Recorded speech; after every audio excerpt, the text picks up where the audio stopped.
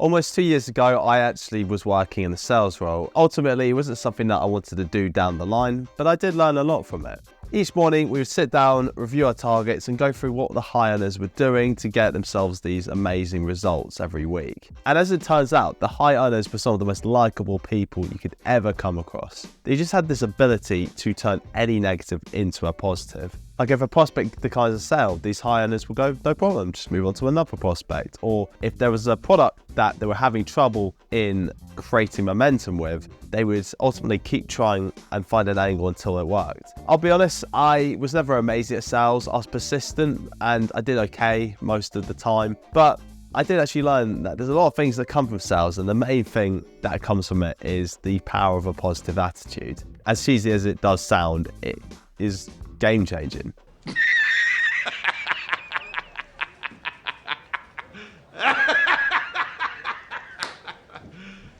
Are you serious? Now these days, it's very common for us to confuse positivity for happiness. They're not the same thing. They're obviously kind of very different. Like most of the time, we have this idea where if we're not feeling happy, we must be sad, blah, blah, blah, blah, blah. And as most of us know, pursuing happiness is actually not a sustainable practice. Happiness is actually a finite resource. It's not something which we have endless amounts of. Now, I think happiness is based upon external factors that most of the time we don't have much control over. This could be if you go outside and the sun is shining, you get that vitamin D and that serotonin boost, or if you smell flowers, or if you go into a shop and the checkout lady wishes you a good day and smiles at you, and basically all that type of shit.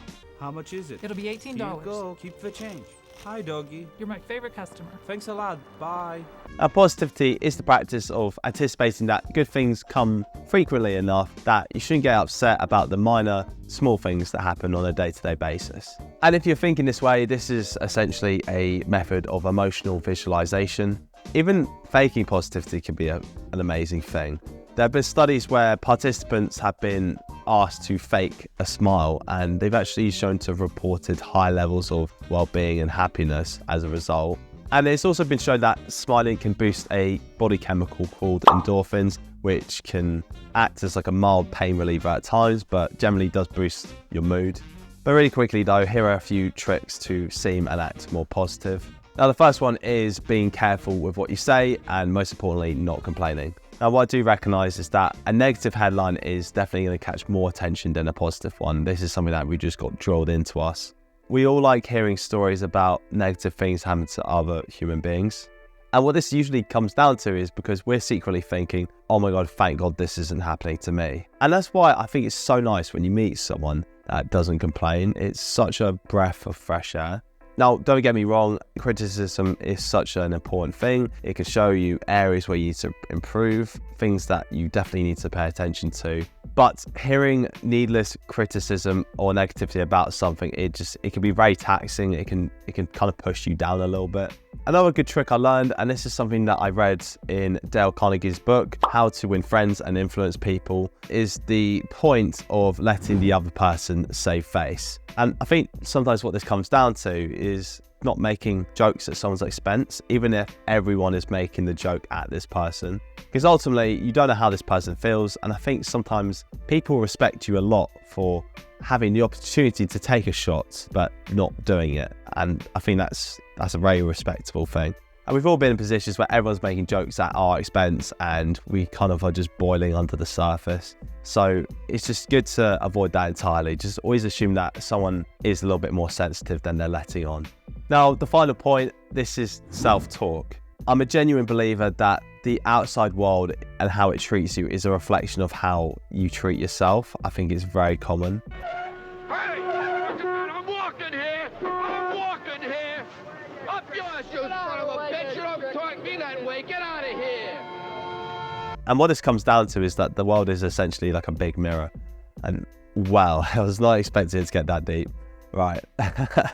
But imagine this, you've got a big report that's due tomorrow, you've got lots of admin tasks that are clogging up your to-do list, you haven't slept well, you've got the holy trinity of bad vibes that is going on.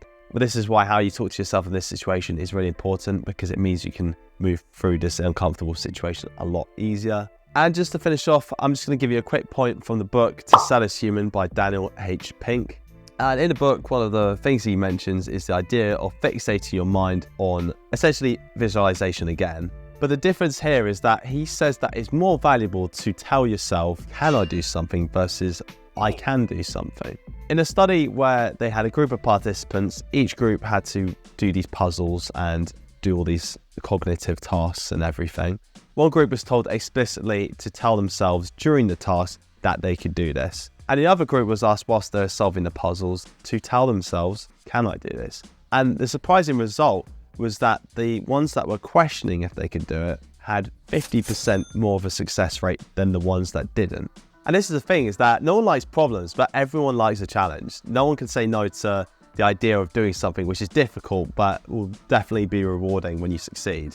And this is why I've always been bad when people ask me to do something. Like if people dare me to do something, I feel almost compelled to do it just to prove them wrong. And it's been quite a problem because I'm stubborn and I like a challenge, especially when I'm drinking. And I've been reflecting upon this a little bit recently. The past couple of weeks, every Friday, the work lot, so my colleagues have been having an event at the pub where everyone just catches up and stuff. And I usually say no to these things, but whenever I get asked again, I usually say yes, because I'm asking myself internally, am I tired? Do I want to go? Yeah, it's a real FOMO. I need to get better at saying no to these things, but there you go. Definitely questioning if you can do something makes it easier to do the thing.